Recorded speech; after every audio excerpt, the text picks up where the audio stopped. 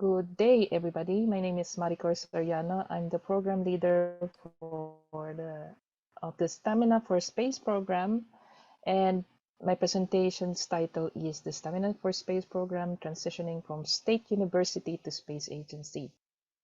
Let me show you the timeline of the Philippine space technology development. 9 years ago, baseline research on space activities and infrastructure began, and immediately after that,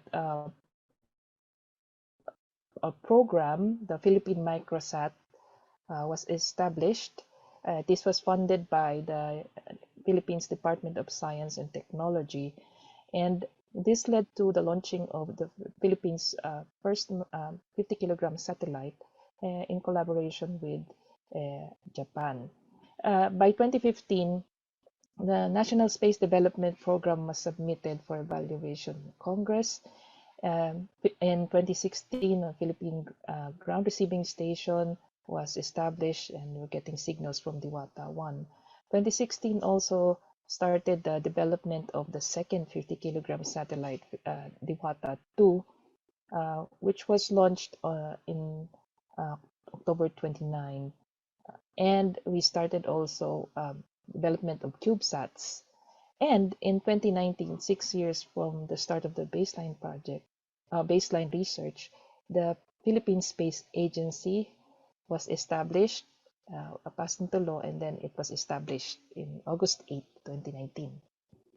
Just before the Philippine Space Agency was established, at the end of the first program, a phase 2 program called the STAMINA4Space was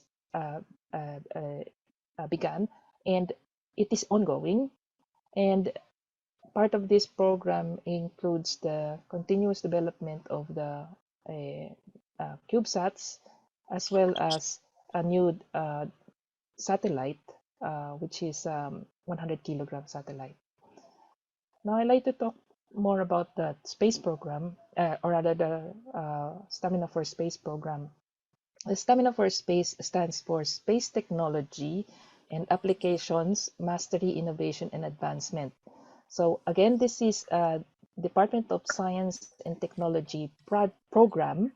And in summary, the objectives of this program is, first is to get data from space and to build an industrial space base, and then to set up an environment for research and development, and lastly, to develop people who can do the space technology. Now, the STAMINA4Space program has 5 projects, and as a program leader, I also lead one of the projects. It's optical, and here we build optical payloads locally. So PHL-50, the second project, is another project which is in charge of building a local bus. The StepUp Project is the Space Science and Technology Proliferation through University Partnerships, and this is the project which has the most engagement with universities. And we also have a project which does the ground receiving, archiving, science, product development, and distribution. And lastly, we have this project, the ASP. We call this the Transition Project because this is in charge of developing a larger satellite, and it will transition to the Philippine Space Agency from university to the Philippine Space Agency. As you can see here in the notes below, some of the project leaders of the program have been employed by, or have been appointed by, the Philippine Space Agency. For example, Dr. Mark Talampas is now Director of Space Technology Missions, and Dr. Jane Perez is now Deputy Director General of PhilSA.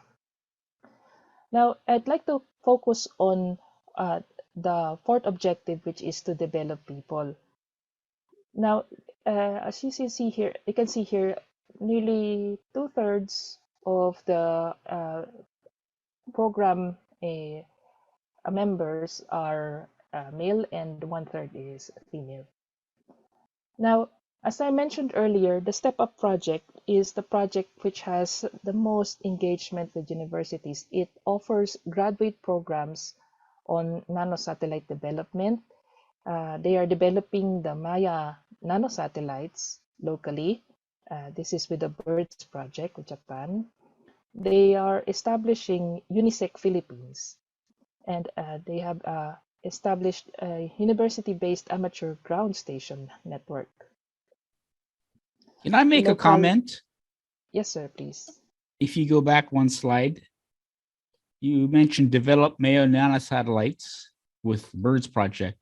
My comment is this is very impressive because what we QTech did with BIRDS on a global basis, Philippines replicated the same methodology inside the Philippines to help universities other than UPD. And we found this extremely impressive. It's the only country that has done it. That's the end of my comment.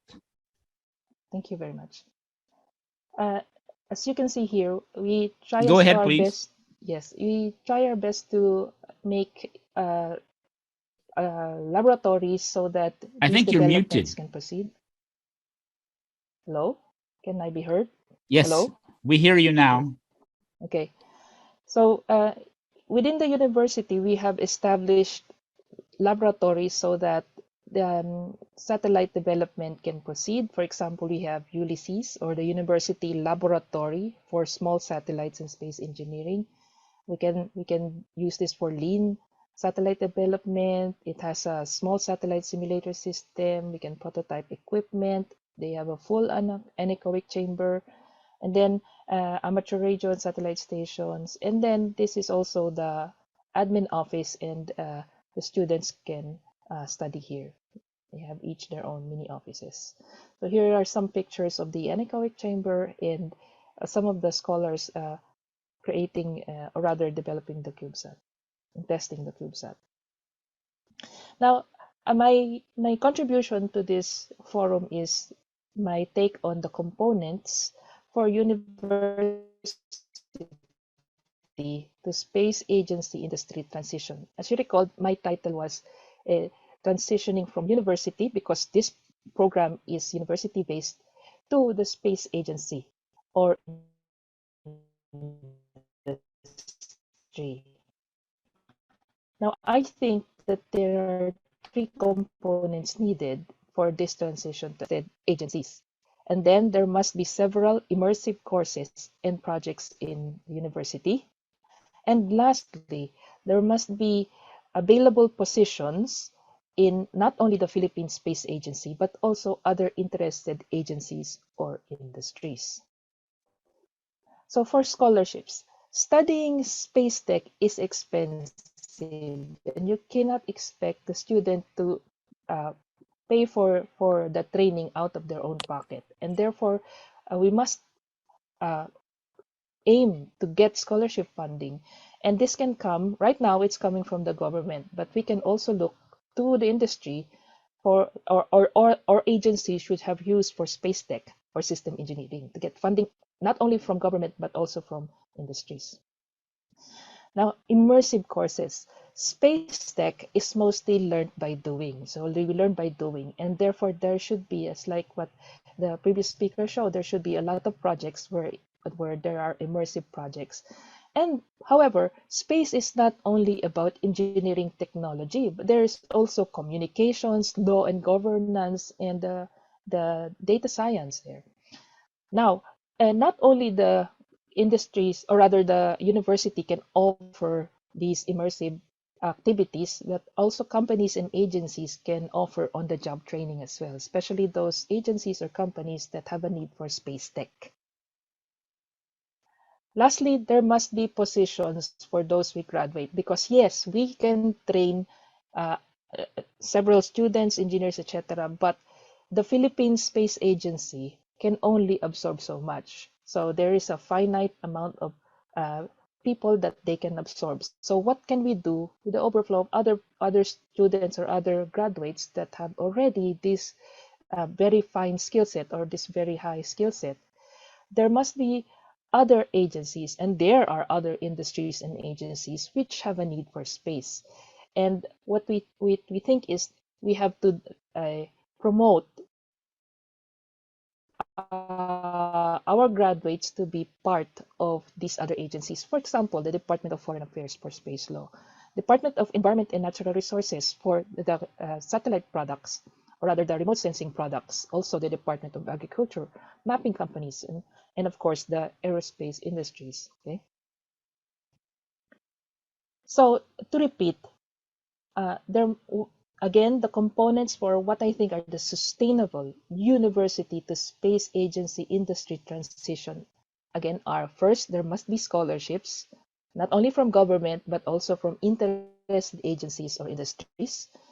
The university must have immersive courses and projects, but not only university, there must also be industries that can partner in these immersive projects.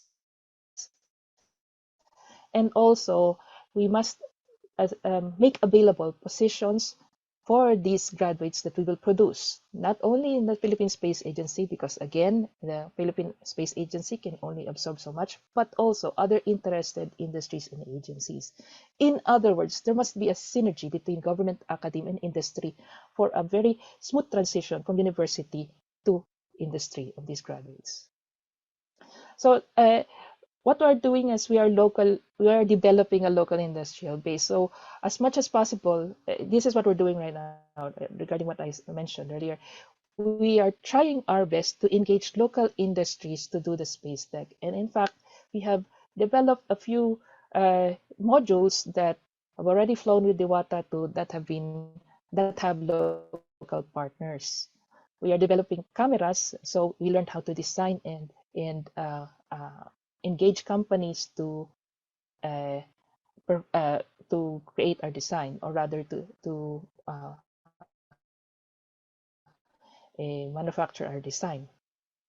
And for example, we have engaged several local companies to help in all aspects of the manufacturing of the payload and the bus. For example, here's a list. And some of these are already interested in getting graduates from our pool.